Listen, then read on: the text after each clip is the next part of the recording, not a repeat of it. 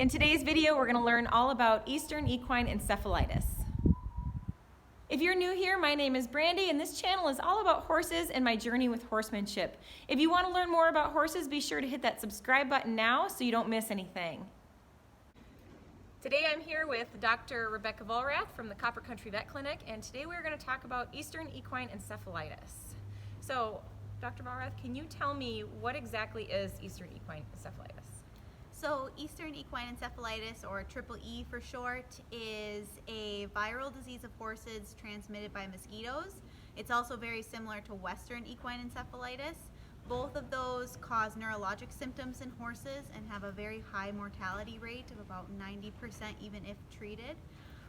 It causes swelling in their brain and a variety of other neurologic symptoms, and sometimes it can even look like colic first, and then it progresses from there. Okay. So what are some of the symptoms that people should watch out for? So for any unvaccinated horse, we get worried when we see symptoms of even colic, and if the colic progresses to abnormal neurologic symptoms like blindness, seizures, head pressing, where they push their head up against a structure like a wall or a trailer, they'll tremor and they will act abnormal mentation-wise, where they don't seem to recognize you as their owner, and then it'll go from there. Is there any drooling or anything? There can be drooling and salivation. Every horse that I saw looked very different on presentation. Interesting. So it's pretty serious. Yes, it's very serious. About 90% of horses will die without treatment, and even with treatment, they may never be the same, even if you can pull them through. Okay. How do they get it? They get it from mosquitoes, so usually transmission doesn't occur until later summer, early fall, because it needs to build up in the bird population first before it's going to transfer over to horses, and even people can get it. There was a human in Michigan that was diagnosed last year. Oh boy. So how do they get it? How do humans or horses get it from the birds? They don't get it from the birds, they get it from the mosquitoes. Oh, okay. Who get it. They transfer it around and build it up in our local bird populations, and then as it builds up in their bloodstream, it gets to our horses. Okay. All right. So, but they can't give it to each other either. They can't give it to each other. Okay. Interesting. And how do we prevent this?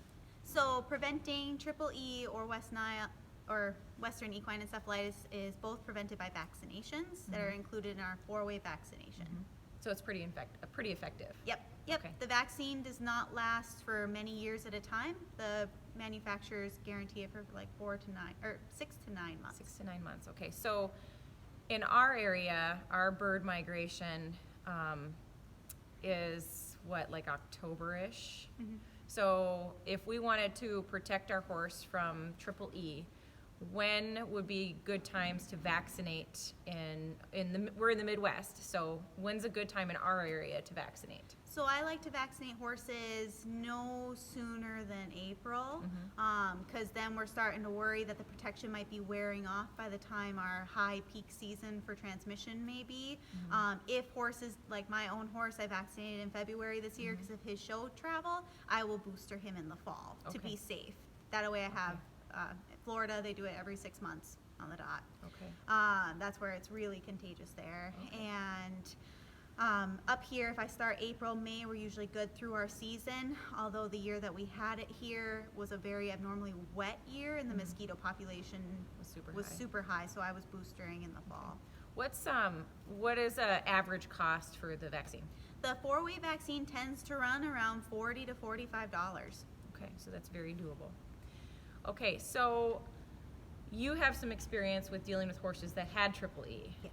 What were some of the, give us the reality of it, what was some of the things that you saw and that you had to do and the horses went through who had this? So EEE is something I never hope to see ever again. It was eye-opening that day. I did not expect to see it ever in my career coming back to the UP.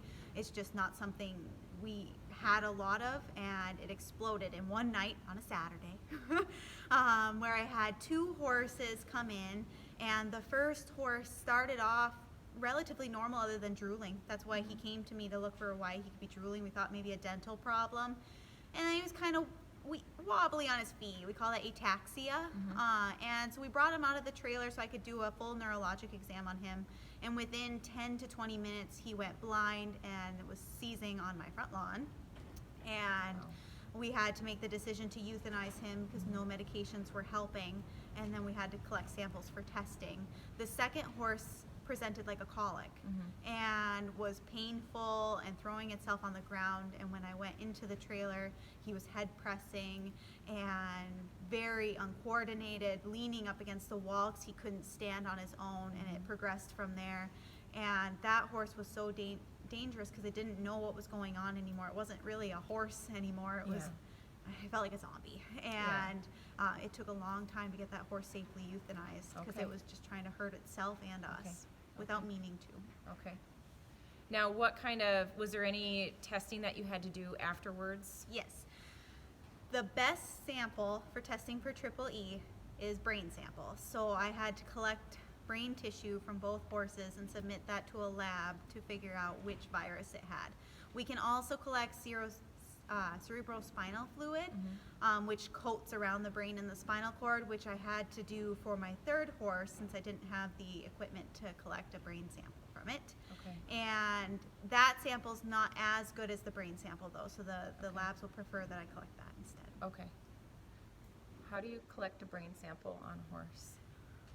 Well, if I was in a big hospital down in a big city, they have a lot of equipment to do it very clean where basically the human isn't involved anymore. It's just equipment that does it. Yes. I had to drill a small hole in its head and pull the skull away, and luckily I have very small hands and I was able to scoop the brain out and then close it up. Wow. It was not mortifying. It was not the best experience. No. So we want, as horse owners, we need to do everything we can to prevent this. Yes. That is the best. Vaccine is very effective. I wouldn't wish this on my worst enemy. It was a horrible experience to see those horses go what they went through, and their owners were so devastated. Okay. So, all right. Well, I think that kind of sums up what EEE is, and I thank you very much for sharing your knowledge on the topic. And if you have any questions regarding EEE, please be sure to leave a comment below. And if you enjoyed this video, give it a like, share it with your friends. Anybody that you know that this video could potentially benefit, your horse friends, share it with them. Let them know. We're really trying to educate the horse community on all the different things that horses can end up with that is rather tragic. So thanks so much for watching.